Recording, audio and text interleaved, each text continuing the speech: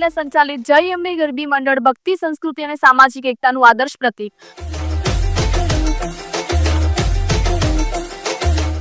દ્વારકા જે ભગવાન શ્રી કૃષ્ણે પોતાના રાજ્યની સ્થાપના કરી હતી તે પવિત્ર ભૂમિ પર દરેક તહેવાર એક નવી ઉર્જા અને આસ્થા સાથે ઉજવાય છે। નવરાત્રી તો દ્વારકાના ધાર્મિક જીવનનું હૃદય છે। અહીં માત્ર મંદિરોમાં જ નહીં પણ ગલીઓ, ચોક અને વિસ્તારોમાં પણ ભક્તિ અને ઉત્સવનો રંગ છવાઈ જાય છે। આવા ભક્તિ અને ઉત્સવનો રંગ છવાઈ જાય છે આવા પાવન પ્રસંગે અહીં માત્ર મંદિરોમાં જ નહીં પણ ગલીઓ, ચોક અને વિસ્તારોમાં પણ ભક્તિ અને ઉત્સવનો રંગ છવાઈ જાય છે। આવા પાવન પ્રસંગે જય અંબે ગરબી મંડળ જે ખાસ કરીને મહિલાઓ દ્વારા સંચાલિત છે, વર્ષોથી અનોખી પરંપરા જાળવીને ગરબી મહોત્સવનું આયોજન કરે છે। આ ગરબી મંડળ માત્ર નૃત્ય, સંગીત અને ઉત્સવનું માધ્યમ નથી પરંતુ સામાજિક એકતા, ધાર્મિક શ્રદ્ધા અને સ્ત્રી શક્તિના પ્રતિકરૂપી ઉભર્યું છે।